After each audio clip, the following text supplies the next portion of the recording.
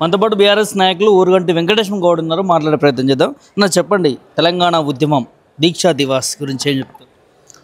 ఈరోజు నవంబర్ 29వ రోజు కేసీఆర్ గారు దీక్ష ప్రారంభించినటువంటి రోజు. ఈ యొక్క సమైక్య రాష్ట్రంలో కాంగ్రెస్ పార్టీ ఆధ్వర్యంలో తెలంగాణ రాష్ట్రము అన్ని రంగాల్లో నష్టపోయింది. ముఖ్యంగా నీళ్లు, నిధులు, నియామకాలు అంటే ఉద్యోగాల విషయంలో చాలా పెద్ద ఎత్తున నష్టమైంది. ఎప్పుడైతే ఈ ఆంధ్ర ప్రభుత్వము ఈ యొక్క హైదరాబాదును ఫ్రీ జోన్ చేసే వరకల్లా రాష్ట్రంలో ఉన్నటువంటి యొక్క విద్యార్థులందరూ, యువకులందరూ ఇక మాకు ఉద్యోగాలు రావని ఉద్దేశంతో మరి ఎప్పుడైతే కేసీఆర్ గారు మరి ఈ దీక్షా దివస్ స్టార్ట్ చేశారో, కేసీఆర్ తెలంగాణ వచ్చుడో కేసీఆర్ సచ్చుడో అనే ఒక నినాదంతో ఎప్పుడైతే పిలుపు ఇచ్చాడో ఆ పిలుపును స్పందించి రాష్ట్రంలో ఉన్నటువంటి పిల్లలందరూ కూడా ఉస్మానియా యూనివర్సిటీ కేంద్రంగా, కాకతీయ యూనివర్సిటీ కేంద్రంగా పెద్ద ఎత్తున ఉద్యమాలు చేసి కొంతమంది విద్యార్థులు చనిపోవడం జరిగింది. ముఖ్యంగా ఎప్పుడైతే ఈ కేసీఆర్ గారు ఇక తెలంగాణ రాదు అని ఎప్పుడైతే నమ్మాడో, ఎల్బీ నగర్లో శ్రీకాంతాచారి నిప్పంటించుకొని తమ ప్రాణాలను హరించుకున్నటువంటి నేపథ్యము. ఇలాంటి నేపథ్యం ఉన్నటువంటి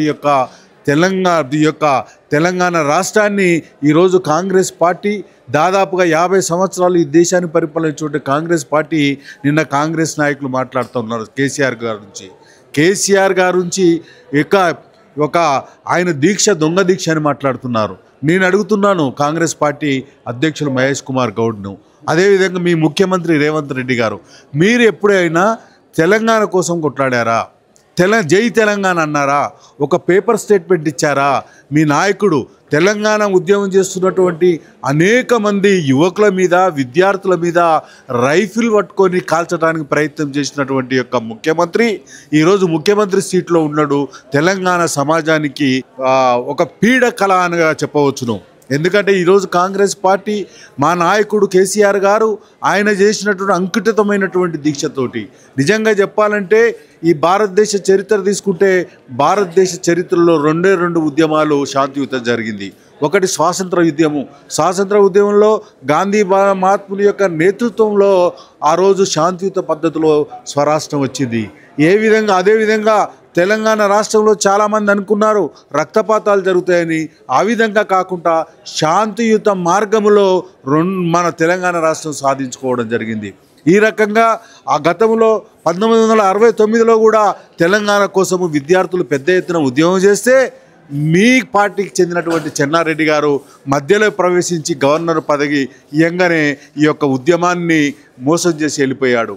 అదేవిధంగా 1971లో ప్రజాసమితి అనే ఒక పార్టీ పెడితే దాదాపుగా 14 సీట్లు ఆ రోజు తెలంగాణ ప్రజలు ఇవ్వడం జరిగింది. అంటే ప్రజలలో ఇంత పెద్ద ఎత్తున సెంటిమెంట్ ఉన్నది ఆ రోజు ప్రజలకు తెలిసింది.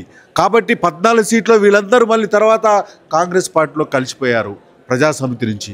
అంటే ఈ రకంగా కాంగ్రెస్ పార్టీ యొక్క చరిత్ర మొత్తము మోసాల చరిత్ర. మేము సోనియమ్మ అని ఇచ్చింది అంటున్నాడు ఎవరు? మహేష్ కుమార్ గౌడ్ గారు. సోనియమ్మ ఇవ్వడం లేదు, ప్రేమతోటి ఇవ్వలేదు. అక్కడ జరుగుతున్నటువంటి ఉద్యమాన్ని మా కేసీఆర్ గారు మెడలు వంచి పెద్ద ఎత్తున ఉద్యమం చేసి ప్రపంచంలోనే గొప్ప ఉద్యమం చేసి ఈరోజు తెలంగాణ రాష్ట్రం సాధించాడు.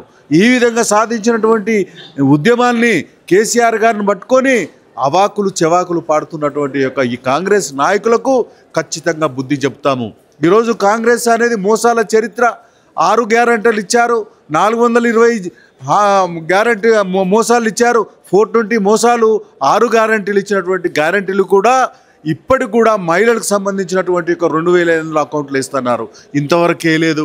అదేవిధంగా మన రైతులకు రైతు బంధు ఇస్తున్నారు, రైతు బంధు ఇవ్వటం లేదు, రైతు రుణమాఫీ చేయలేదు. ఈ రకంగా విద్యార్థులకు ఉద్యోగాలు లేవు. అదేవిధంగా ఈ యొక్క కేసీఆర్ ప్రభుత్వం, ఈ యొక్క రేవంత్ రెడ్డి ప్రభుత్వం కేవలము ఈ యొక్క బీఆర్ఎస్ పార్టీ మీదనే దుమ్మెచ్చిపోసే విధంగా ప్రయత్నం చేస్తున్నటువంటి సందర్భాన్ని మనం చూస్తున్నాం. ఈ విధంగా ఈ యొక్క కాంగ్రెస్ పార్టీ ఈరోజు నిజంగా చెప్తే వచ్చేటువంటి ఎన్నికల్లో 2020లో ఖచ్చితంగా గుణపాఠం చెప్తామని, 29లో వచ్చేటువంటి ఎన్నికల్లో ఖచ్చితంగా ఈ యొక్క దీక్షా దివస్ సాక్షిగా కేసీఆర్ గారి నాయకత్వంలో ప్రజలు చూస్తూ ఉన్నారు ఎప్పుడెప్పుడు మరి తిరిగి బీఆర్ఎస్ పార్టీని కేసీఆర్ నాయకత్వం తెచ్చుకొని ఆలోచిస్తున్నారు. కాబట్టి కాంగ్రెస్ వాళ్ళు మీరు ఇచ్చినటువంటి యొక్క హామీని నిలబెట్టుకోండి. ఎందుకంటే కేసీఆర్ గారు అప్పుడు మీరు అధికారం ఇస్తే, ప్రజలు అధికారం ఇస్తే బంగారు తెలంగాణ చేశాడు, రైతులకు రుణమాఫీ చేశాడు, మహిళలకు సహాయం చేశాడు, అదేవిధంగా ప్రతి ఒక్కరికి కూడా రైతు బంధు ఇచ్చాడు, అదేవిధంగా విద్యార్థులకు ఉద్యోగాలు ఇచ్చాడు, బీసీలకు న్యాయం చేశాడు, అన్ని వర్గాలకు కూడా న్యాయం చేసినటువంటి వ్యక్తిత్వం కేసీఆర్ గారు. ఈరోజు ఒక బీసీ నాయకుడిగా చెప్తున్నాను, ఈరోజు కాంగ్రెస్ పార్టీ కామారెడ్డిలో మమ్మల్ని గెలిపిస్తే వచ్చేటువంటి 6 నెలల్లో ఈ బీసీలకు స్థానిక సంస్థల్లో రిజర్వేషన్లు ఇస్తామన్నారు. ఇది అనేటువంటి వాళ్ళు మళ్ళీ 2002 సంవత్సరాల్లో మళ్ళీ ప్రయత్నం చేసి ఒక బిల్లులు తయారు చేసుకొని ఆ బిల్లులు శాసనసభలో పెట్టారు. అక్కడి నుంచి గవర్నర్ పంపి రాష్ట్రపతి దగ్గర పెండింగ్ ఉంది. పెండింగ్ ఉంటే ఏం చేయాలి? రాష్ట్రంలో ఉన్నటువంటి అన్ని పార్టీలను కలిపిపోయి ప్రధానమంత్రికి వెళ్ళాలి.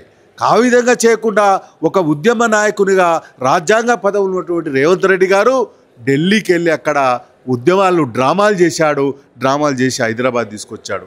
హైదరాబాద్ తిరిగి వచ్చి మళ్ళీ ఏం చేశాడు అంటే, మేము అన్నాము మాకు చట్టపరంగా కావాలి, మా చట్టపరంగా బీసీలకు ఇచ్చేటువంటి యొక్క రిజర్వేషన్ లెవెల్ భిక్ష కాదు, మాకు రాజ్యాంగ పరంగా చట్టపరంగా కావాలంటే ఇక్కడికి వచ్చేసి మీ పార్టీ పరంగా ఇస్తుంటాడు. పార్టీ పరంగా ఎవరు అడిగారు? అదేవిధంగా మళ్ళీ ఏమంటాడు, ఒక జీవో తీశాడు, 9 జీవో. ఆ జీవో మళ్ళీ తర్వాత నిన్న మళ్ళీ 46వ జీవో తీసుకొచ్చాడు. 46వ జీవో తీసుకొచ్చి తప్పుల తడక జీవో అక్కడ ఎస్సీ ఎస్టీలకేమో 2011 జనాభా తీసుకున్నాడు, అదేవిధంగా బీసీలకేమో 2024 తీసుకున్నాడు. తీసుకొని ఈ 46వ జీవో తీసుకొచ్చాడు. ఎవరికైనా కోర్టుకు పోతే ఆటోమేటిక్గా కొట్టుపోతుంది. ఆ విధంగా పోకుండా 24 తారీఖున ఈ యొక్క కేసులు హైకోర్టులో కేసు ఉంటే కేసును బలంగా వినిపించకుండా ఆ విధంగా నోటిఫికేషన్ విడుదల చేశాడు. ఈరోజు గ్రామీణ వాతావరణంలో ఈరోజు నోటిఫికేషను ప్రజలందరూ కూడా ఈరోజు మరి 17% తోటి ఈరోజు బీసీలు ఎన్నికలకు పోయే పరిస్థితి. ఈ రకంగా అన్ని వర్గాలను, ఎస్సీలను, ఎస్టీలను, బీసీలను, విద్యార్థులను, అన్ని వర్గాలను మోసం చేసినటువంటి వ్యక్తి ఈరోజు రేవంత్ రెడ్డి గారు. కానీ మా నాయకుడు తెలంగాణ సర్వతోముఖాభివృద్ధికి, తెలంగాణ అన్ని రంగాలలో అభివృద్ధి చేసినటువంటి నాయకుడు. కాబట్టి మా కేసీఆర్ గారు ప్రజలందరూ కూడా ఎప్పుడెప్పుడు ఎలక్షన్లు వస్తాయా తిరిగి ముఖ్యమంత్రి కేసీఆర్ తెచ్చుకోవాలని ప్రయత్నం చేసుకుంటున్నారు. మహేష్ కుమార్ గౌడ్కి దీక్షా దివాస్ పైన కామెంట్ చేశారు. మహేష్ కుమార్ గౌడ్ గారు, మీరు ఎప్పుడైనా జై తెలంగాణ అనవా? కనీసం తెలంగాణ ఉద్యమంలో పాల్గొన్నవా? ఏదో మా నాయకుడు తెలంగాణ కేసీఆర్ గారు తెలంగాణ రాష్ట్రం తెచ్చితేనే కదా నువ్వు పిసిసి ప్రెసిడెంట్ అయింది. ఒకవేళ సమైక్య రాష్ట్రంలో నువ్వు పిసిసి ప్రెసిడెంట్ అవునా? మీ నాయకుడు రేవంత్ రెడ్డి ముఖ్యమంత్రి అవునా? అంటే మా నాయకుడు తెచ్చినటువంటి రాష్ట్రంలోనే మీరు పిసిసి ప్రెసిడెంట్ అయ్యాడు, ముఖ్యమంత్రి అయ్యిండు. మహేష్ కుమార్ గౌడ్ ఒక చరిత్ర తెలుసుకొని మాట్లాడు. ఒక తెలంగాణ తెచ్చినటువంటి నాయకుడిని శాంతియుత పద్ధతిలో ఆ విధంగా మాట్లాడడము, ఈ రాష్ట్రంలో ఉన్నటువంటి 4 కోట్ల ప్రజలు కాంగ్రెస్ పార్టీని అసహించుకుంటున్నారు. ముఖ్యంగా మిమ్మల్ని కాదు, చాలా మంది అమరులు అయ్యారు. అదేవిధంగా సోనియమ్మ ఇచ్చింది, కాంగ్రెస్ సోనియమ్మ ఇవ్వకపోతే తెలంగాణ ఇక్కడిది అన్నట్టుగా మాట్లాడుతున్నారు. సోనియమ్మ ఇచ్చిందంటే 400 మంది విద్యార్థులు చనిపోయారు. ఎందుకోసం చనిపోయారు ఒక్కసారి ఆలోచించుకోవాలి.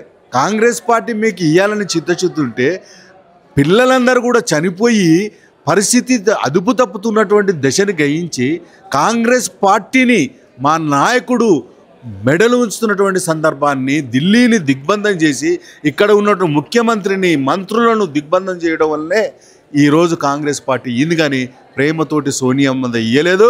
ఈ విధంగా చెప్తే మహేష్ కుమార్ గౌడ్ గారు ఒక పిసిసి ప్రెసిడెంట్, ఒక బీసీ సామాజిక వర్గానికి చెందినటువంటి వ్యక్తివి కాబట్టి నువ్వు చరిత్ర తెలుసుకోవాలని ఒక బీసీ నాయకునిగా విజ్ఞప్తి చేస్తాను. ఎప్పుడు ఇలాంటి కామెంట్ చేయలేదు, మరి దీక్షా దివాస్ రోజున ఎందుకు చేయాల్సి వచ్చింది? దీని వెనుక వాళ్ళకు ఒక భయం పట్టుకుంది. ఆల్రెడీ వాళ్ళకు అయిపోయింది. ఈరోజు గ్రామాలకు వెళ్తే ప్రతి ఒక్క సామాజిక వర్గాలు, రైతులు, ఉద్యోగస్తులు, విద్యార్థులు, కొంతమంది ఉద్యోగస్తులకైతే రిటైర్మెంట్స్ అయితే వాళ్ళ డబ్బులు కూడా ఇవ్వనటువంటి పరిస్థితి.